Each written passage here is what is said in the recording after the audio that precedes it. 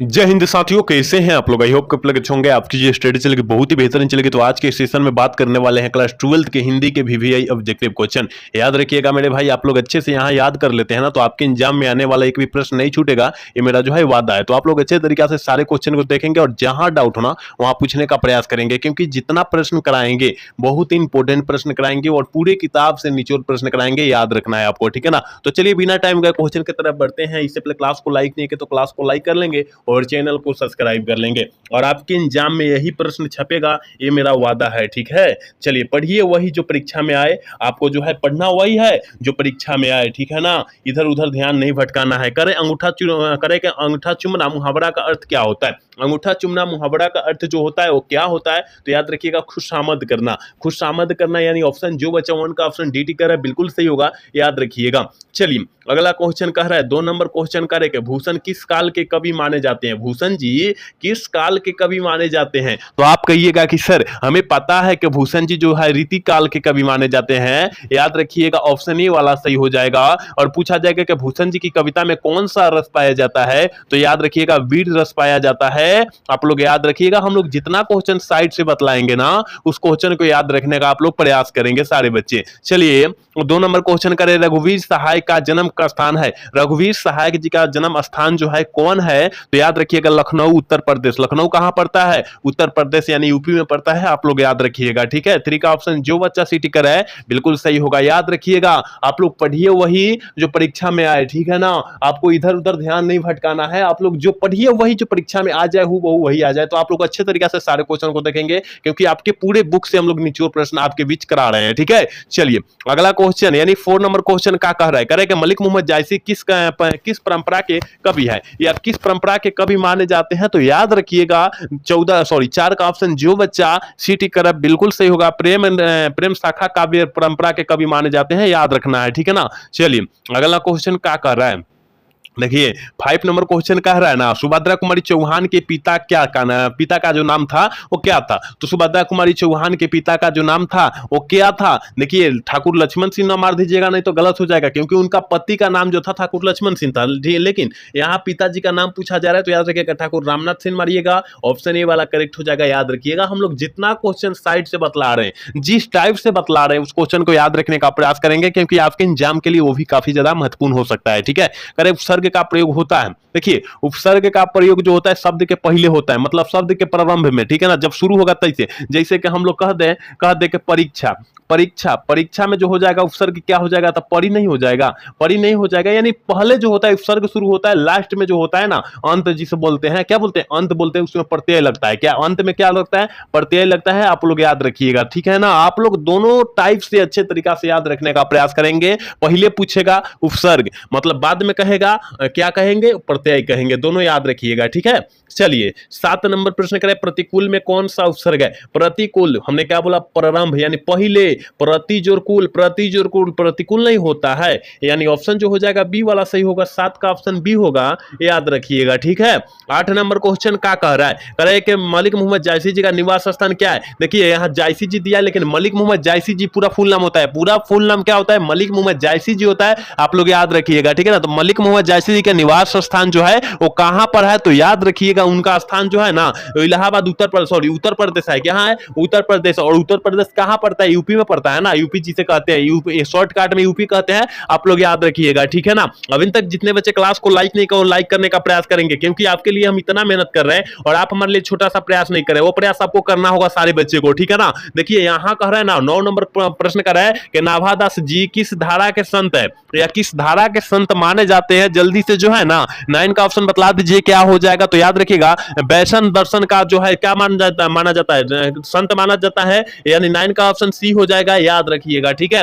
अगला क्वेश्चन क्या कर रहा है, 10 नंबर क्वेश्चन कर रहा है, घुटने टेढ़ना मुहावरा का अर्थ जो होता है वो क्या होता है। घुटना टेढ़ना मुहावरा का अर्थ जो होता है वो क्या होता है, तो याद रखिएगा हार मान जाना। देखिए अभी आप लोगों का तैयारी करने का टाइम है और आप अभी से जो है देह चुराएंगे, कहेंगे कि अभी नहीं पढ़ेंगे, अभी 6 महीना टाइम है, तो आप भूल ही कर रहे हैं, आप बहुत बड़का गलती कर रहे हैं, ठीक है ना। क्योंकि आप टाइम नहीं देख सकते हैं, पढ़ाई के समय कोई भी बच्चा पढ़ाई के समय टाइम नहीं देखता है, क्योंकि टप्पर जो बनता है वो टाइम देखकर कभी नहीं पढ़ता है, ठीक है ना। तो आप लोग टाइम टाइम देखकर पढ़ने का प्रयास ना कीजिएगा कि अभी 6 महीना टाइम है और हम क्या करेंगे, 3 महीना बचेगा तब करेंगे, 3 महीना बचेगा तब कहिएगा कि 1 महीना बचेगा तब करेंगे, उस समय थोड़ा सा भी तैयारी नहीं होता है, याद रखिएगा। तो इस टाइप से नहीं करना है, अभी नहीं पढ़ना है, लेकिन अभी नहीं पढ़ना है, जितना पढ़े अभी नहीं पढ़ना है, ठीक है, याद रखिएगा। चलिए अगला क्वेश्चन क्या कर रहा है, 11 नंबर क्वेश्चन कर रहा है कि मल्लेश जी का पूरा नाम क्या है।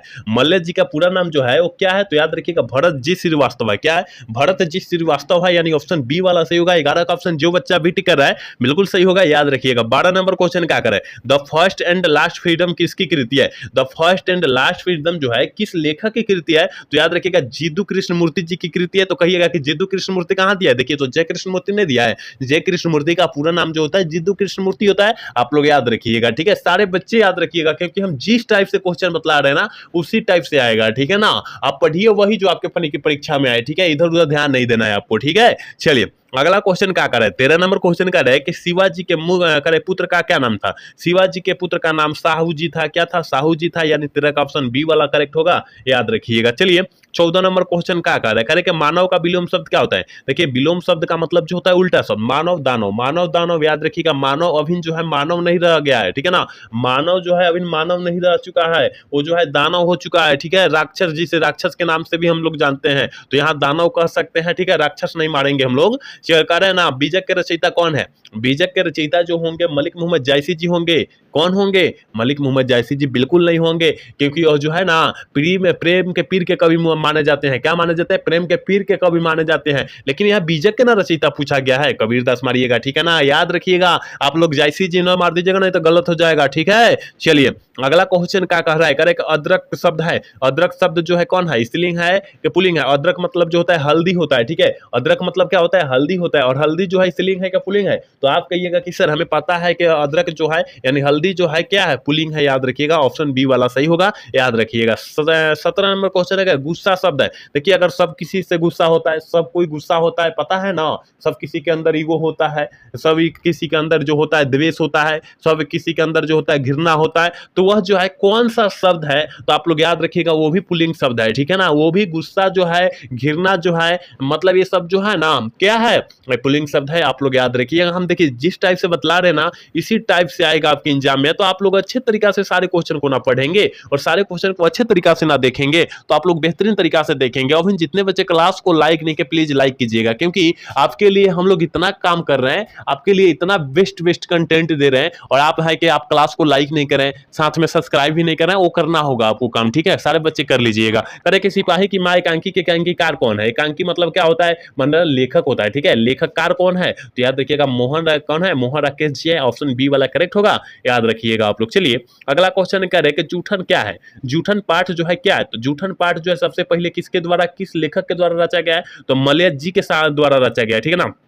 जूठन पाठ जो है ओम प्रकाश वाल्मीकि द्वारा रचा गया है। लेकिन पूछा जा रहा है क्या, तो याद रखिएगा आत्मकथा है। कौन आत्मकथा, दलित आत्मकथा है, याद रखिएगा। दलित आत्मकथा कहीं कहीं दिया रहता है, घबराना नहीं है, टेंशन में नहीं पड़ जाना है और छोड़ नहीं देना है। कह रहे ना बातचीत शीर्षक निबंध के निबंधकार कौन है। बातचीत शीर्षक के निबंधकार कौन है, जल्दी से जो है 20 का ऑप्शन बतला दीजिए क्या हो जाएगा। तो 20 का ऑप्शन जो हो जाएगा बी हो जाएगा। क्या होगा, बी हो जाएगा, बालकृष्ण भट्ट जी है। ऑप्शन हम लोग बी टिक कर देंगे, ठीक है। चलिए 21 नंबर क्वेश्चन करें कि जयप्रकाश नारायण का जन्म कब हुआ था। जयप्रकाश नारायण का जो जन्म हुआ था वो कब हुआ था, तो याद रखिएगा जयप्रकाश नारायण जी का जो जन्म हुआ था ना 11 अक्टूबर 1902 को हुआ था, यानी 21 का ऑप्शन ए हो जाएगा, याद रखना है। चलिए अगला क्वेश्चन करें, चित्र रेखा किस कवि की रचना है। चित्र रेखा जो है वो किस कवि की या किस लेखक की कविता है, तो याद रखिएगा मलिक मोहम्मद जायसी जी की है। ऑप्शन ए वाला करेक्ट हो जाएगा, याद रखना है सारे क्वेश्चन को। चलिए करें 23 नंबर क्वेश्चन करें, अंकुरित शब्द में प्रत्यय अंकुर जोड़ इत, क्या अंकुर जोड़ इत,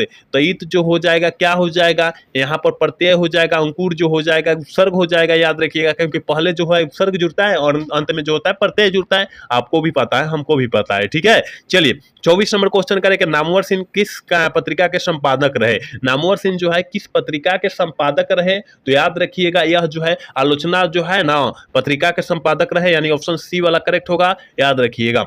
25 नंबर क्वेश्चन करे कि चक्रपाणि कौन सा समास है। देखिए चक्रपाणि किसे कहते हैं, जल्दी से बतला दीजिए, कौन से भगवान को जो है चक्रपाणि कहते हैं। देखिए भगवान का जहां नाम बोध होगा वहां बहुब्रीहि समास मार देना है। जैसे शंकर जी, गणेश जी, पार्वती जी, पता है ना, ब्रह्मा जी, ये जो हो जाएंगे ना सब बहुब्रीहि समास के उदाहरण हो जाएंगे। गणेश जी लंबोदर जी से बोलते हैं, ठीक है। करे के सत्संग किनकी अभिरुचि थी, सत्संग में जो है किनकी अभिरुचि थी, तो याद रखिएगा 26 का ऑप्शन बी हो जाएगा। सूरदास की जो है इसमें अभिरुचि सबसे ज्यादा थी, तो ऑप्शन बी वाला टिक कर लीजिएगा आप लोग, ठीक है।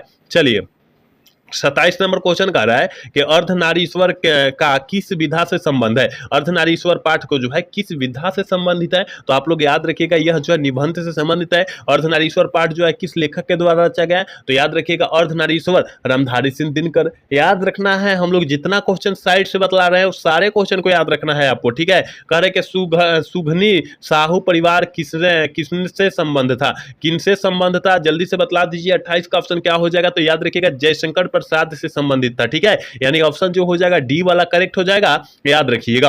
29 नंबर क्वेश्चन क्या कह रहा है, कह रहा है कि चंद्रधर शर्मा गुलेरी की लिखी कौन सी कहानी नहीं है। लिखी कौन सी कहानी मतलब चंद्रधर शर्मा द्वारा कौन सी कहानी जो है इनमें से नहीं लिखी गया है। 3 को लिखा गया है और 1 को नहीं लिखा गया। कौन है, देखिए उसने कहा था कहानी भी चंद्रधर शर्मा गुलेरी लिखे हुए हैं, बुद्धू का कांटा भी ये भी लिखे हैं, सुखमय जीवन ये भी लिखे हैं, लेकिन तिरिच जो है उदय प्रकाश जी की रचना है। क्या है, उदय प्रकाश जी की रचना है, तो इनकी नहीं है, यानी ऑप्शन डी वाला करेक्ट होगा। 29 का ऑप्शन डी होगा, याद रखिएगा। चलिए ऑप्शन क्या होगा, डी होगा। चलिए 30 नंबर क्वेश्चन करें 9 2 11 होना मुहावरा का अर्थ क्या होता है, और आपके एग्जाम में बहुत ही बार पूछा भी गया है और 10 में भी पूछा होगा। आप लोग 10 पार्ट किए होंगे ना, तो 10 में भी पूछा होगा। याद रखिएगा कि 9 2 11 होना मुहावरा का अर्थ क्या होता है, तो भाग जाना, दुम दमाकर भाग जाना, यानी ऑप्शन ए वाला करेक्ट होगा, याद रखिएगा। 31 नंबर क्वेश्चन कर रहे हैं ना, ज्ञानेंद्र पति किस काल के कवि माने जाते हैं, या है किस काल के कवि माने जाते हैं, जल्दी से बतला दीजिए। तो याद रखिएगा रीतिकाल के, आधुनिक काल के। कौन आधुनिक काल के कवि माने जाते हैं, याद रखिएगा। रीतिकाल मत मार दीजिएगा, रीतिकाल जो है भूषण जी माने जाते हैं। रीतिकाल के कवि जो है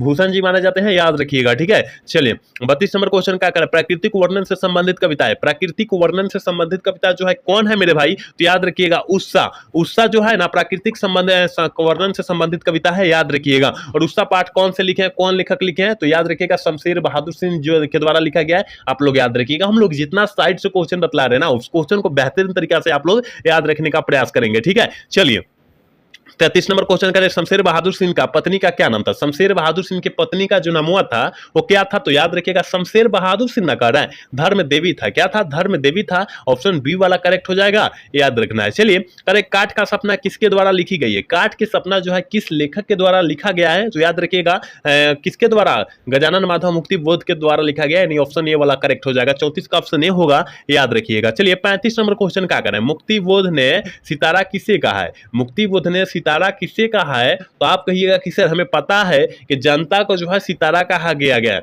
और देखिएगा राजनीतिक जो हो रहा है बहुत ही चालाकी तरीका से हो रहा है। बच्चों को गरीबों को जो है क्या किया जा रहा है, उसको मोहरा बनाया जा रहा है, उसके बाद उसको दिलासा दिया जा रहा है कि हम ये करेंगे वो करेंगे, उसके बाद कुछ भी नहीं किया जा रहा है, कुछ भी नहीं किया जा रहा है। तो आपको इस चक्कर में थोड़ा सा भी नहीं पड़ना है, जो आपको बेहतरीन लगे, अपना ध्यान से अपने ख्याल से बेहतरीन लगे उसको ही आप लोग चुनने का प्रयास कीजिएगा, क्योंकि अब की 2025 में ही क्या विधानसभा का चुनाव है, तो उसमें देख लीजिएगा अपना, ठीक है। कह रहा है वात्सल्य के विश्व में अद्वितीय कवि कौन है। वात्सल्य के विश्व में जो है कौन है, अद्वितीय कवि जो है कौन है, तो याद रखिएगा 36, और 36 का ऑप्शन क्या होगा, सूरदास नहीं माने जाते हैं। बहुत ही इंपॉर्टेंट क्वेश्चन है, याद रखिएगा। देखिए कह रहा है 37 नंबर क्वेश्चन कह रहा है कि तुलसीदास ने प्रथम पद में किनकी स्तुति की है, प्रथम पद में किसकी अभिरुचि की है या स्तुति की है, तो याद रखिएगा 37 का ऑप्शन जो बच्चा सी टिक रहा है बिल्कुल सही होगा, सीता जी की स्तुति किया गया है, याद रखिएगा। 38 नंबर क्वेश्चन क्या कर रहा है कि रघुवीर सहाय किस काल के कवि है या किस काल के कवि माने जाते हैं, जल्दी से बतला दीजिए। 38 का ऑप्शन क्या हो जाएगा, तो हमने बतलाया आधुनिक कवि जो है माने जाते हैं, क्या आधुनिक काल के कवि माने जाते हैं, याद रखिएगा रघुवीर सहाय, ठीक है। चलिए अगला क्वेश्चन कर रहे हैं ना, 40 नंबर क्वेश्चन कर रहा है कि निम्नलिखित में से कौन सा, कर रहा है कि निम्नलिखित में से कौन सा कवि अष्ट छाप का नहीं है, कौन से कवि जो है अष्ट छाप का नहीं है, तो मलिक मोहम्मद जायसी जी नहीं है अष्ट छाप का कवि। आप लोग याद रखिएगा। अभी जितने बच्चे क्लास को देख रहे हैं और क्लास को लाइक नहीं किए ना और चैनल को सब्सक्राइब नहीं किए, तो करने का प्रयास करेंगे, क्योंकि आपके लिए हम इतना दिन रात मेहनत करते हैं और आप हमारे लिए छोटा सा प्रयास नहीं करते हैं, तो प्रयास सारे बच्चे को करना होगा, ठीक है ना, तो सारे बच्चे करेंगे, ठीक है। चलिए अगला क्वेश्चन 40 नंबर क्वेश्चन क्या कर रहा है, कह रहा है ना, मलयज करे मलयज छात्र जीवन में किस रोग से ग्रसित थे। मलयज जी छात्र जीवन में किस रोग से ग्रसित थे, तो याद रखिएगा 40 का ऑप्शन जो बच्चा बीटी कर रहा है क्षय रोग से ग्रसित है, बिल्कुल सही होगा, याद रखिएगा। 41 नंबर क्वेश्चन कर रहा है ना, अधम का विलोम शब्द है, अधम का विलोम शब्द जो होता है वो क्या होता है, तो याद रखिएगा उत्तम होता है। क्या होता है, उत्तम होता है, यानी 41 का ऑप्शन ए होगा, याद रखिएगा। 42 नंबर क्वेश्चन करें, आसमान टूटना मुहावरा का अर्थ है, आसमान टूटना मुहावरा का अर्थ जो होता है वो क्या होता है, ठीक है, तो याद रखिएगा अचानक मुसीबत आ जाना, ठीक है ना, आपके ऊपर अचानक मुसीबत नहीं है, आपको पता है, आपको पता है जब अपने फरवरी में जो है सॉरी जनवरी में आप जो है पढ़ाई अपना 12th का चालू किए होंगे, तो आपको पता है कि फरवरी में हमने चालू कर दिया, जनवरी में पढ़ाई अपना चालू कर दिया, तो फरवरी जनवरी में हमको देना है ही होगा, फरवरी में हमको एग्जाम देना ही है, निश्चित है, ठीक है, तो ये आपके ऊपर अचानक मुसीबत नहीं आना। जैसे कि अचानक मुसीबत का मतलब होता है, आप जैसे कि कोई बाइक हाँक रहे हैं या कोई कार हाँक रहे हैं, उसमें हाँकते समय कुछ घटना हो गई, उसे अचानक मुसीबत कहते हैं कि अचानक मुसीबत आ गया, मतलब अचानक आपके ऊपर आसमान टूट गया, ठीक है ना, तो याद रखिएगा उसी ही अचानक मुसीबत कहते हैं, याद रखना है। 43 नंबर क्वेश्चन का, रघुवीर सहाय किस सदी के रचनाकार हैं, किस सदी के रचनाकार माने जाते हैं या शताब्दी के रचनाकार माने जाते हैं, तो 43 का ऑप्शन बी वाला करेक्ट हो जाएगा, क्योंकि 20वीं सदी के जो है रचनाकार माने जाते हैं, बिल्कुल सही होगा, याद रखिएगा। चलिए क्वेश्चन नंबर 44 कह रहे हैं कि भगत सिंह प्रभावित थे, भगत सिंह किससे प्रभावित से, तो याद रखिएगा कार्ल मार्क्स, कौन से, कार्ल मार्क्स से प्रभावित से। और कार्ल मार्क्स का जो जन्म हुआ था कब हुआ था, जल्दी से बतला दीजिएगा, जल्दी से बतला दीजिएगा, क्योंकि आपको जो है हिस्ट्री का एक क्वेश्चन पूछ रहे हैं हम कि कार्ल मार्क्स का जो जन्म हुआ था वो क्या हुआ था, और कार्ल मार्क्स जो है कौन से बुक को रचे थे ये भी बतलाना है, ठीक है ना, कौन से बुक को रचे हुए थे, जल्दी से बतलाइएगा, कमेंट में जरूर अपना राय दीजिएगा, ठीक है। चलिए क्वेश्चन नंबर 45 का करें कि मलिक मोहम्मद जायसी किस दोष से युक्त होते हुए भी गुणवान है, कि जल्दी बतला दीजिए, 45 का ऑप्शन क्या हो जाएगा, तो याद रखिएगा बी हो जाएगा, नेत्र दोष, मतलब नेत्र दोष है, मतलब उनमें जो है ना नेत्र दोष, मतलब नेत्र नहीं था, नेट से उतना नेत्र से जो है ना, मतलब आंख से नहीं दिखाई देता था उतना, ठीक है ना, तभी गुणवान थे, ठीक है। चलिए 46 नंबर क्वेश्चन का है ना, जयप्रकाश नारायण को भारत रत्न की उपाधि दी गई थी, जयप्रकाश नारायण को भारत रत्न की उपाधि कब दी गई थी, 1898 ईस्वी में दिया गया था, और मैग्सेसे सम्मान कब दिया गया था, 1965 ईस्वी में दिया गया था, दोनों याद रखिएगा, कब, 1965 ईस्वी में जयप्रकाश नारायण को मैग्सेसे सम्मान मिला था, आप लोग याद रखिएगा, क्योंकि बहुत ज्यादा इंपॉर्टेंट क्वेश्चन है, ठीक है। 47 नंबर क्वेश्चन करें, पुंडलिक जी कौन थे, आपको पता होनी चाहिए कि पुंडलिक जो है पुंडलिक जी जो थे एक गांव से मतलब एक गांव के जो है क्या थे, टीचर थे, शिक्षक थे, ऑप्शन बी वाला सही हो जाएगा। और यह जो है गांधी जी के द्वारा बुलाए गए भितिहारवा से एक शिक्षक थे, याद रखिएगा, ठीक है, किसके द्वारा बुलाया गया था, तो गांधी जी के द्वारा बुलाया गया था, आप लोग ये भी याद रखना है, ठीक है। चलिए 47 नंबर हो गया। 48 नंबर क्वेश्चन कह रहा है ना, जयप्रकाश नारायण के बचपन का क्या नाम था, जयप्रकाश नारायण जी के बचपन का जो नाम था वो क्या था, तो बाउल था, बड़े होने पर इसको जो है लोकनायक के नाम से जानने लगे, याद रखिएगा, ठीक है ना, तो बचपन का नाम बाउल था, याद रखिएगा, और बड़े होने पर लोकनायक के नाम से लोगों जानने लगे, ठीक है। कह रहे सुभद्रा कुमारी चौहान का निधन कैसे हुई थी, देखिए 1904 ईस्वी में जो है ना इनका जन्म हुआ था, 1948 ईस्वी में मृत्यु हुई थी, वही पूछा जा रहा है कि क्यों हुई थी, मतलब कैसे हुई थी, तो कार दुर्घटना में हो चुकी थी, याद रखिएगा, ऑप्शन ए वाला करेक्ट हो जाएगा, याद रखिएगा। आज के क्लास का लास्ट क्वेश्चन है कि बातचीत के माध्यम से बालकृष्ण भट्ट क्या बतलाना चाहते हैं, बातचीत की शैली बतलाना चाहते हैं, क्या बतलाना चाहते हैं, बातचीत की शैली बतलाना चाहते हैं, याद रखिएगा, ऑप्शन ए वाला सही हो जाएगा, याद रखिएगा, ठीक है ना। तो हमने 50 क्वेश्चन, काफी बेहतरीन क्वेश्चन हमने यहां बतलाए हैं, तो आप लोग अच्छे तरीका से 50 क्वेश्चन को याद कर लीजिएगा, क्योंकि कम कम क्वेश्चन बतलाने का मतलब है आप लोग अभी 6 सब्जेक्ट पढ़ रहे हैं, कितना सब्जेक्ट, 6 सब्जेक्ट पढ़ रहे हैं मेरे भाई, और 6 सब्जेक्ट जब पढ़ रहे हैं तो मान लीजिए अगर 50-50 क्वेश्चन हम याद करवाएं एक दिन में, तो 50 गुने 6 करना लीजिए, यानी 300 रोज आप क्वेश्चन याद करेंगे, यानी अभी से 6 महीना आपके पास टाइम है, 6 मंथ टाइम है, तो 6 महीना में कितना याद करेंगे आप गुना कर सकते हैं, ठीक है ना। यहाँ 300 में जो है 6 से गुना कर लीजिए, 6 से गुना कर लीजिए, ठीक है ना, यहाँ मतलब 6 से गुना कर लीजिए,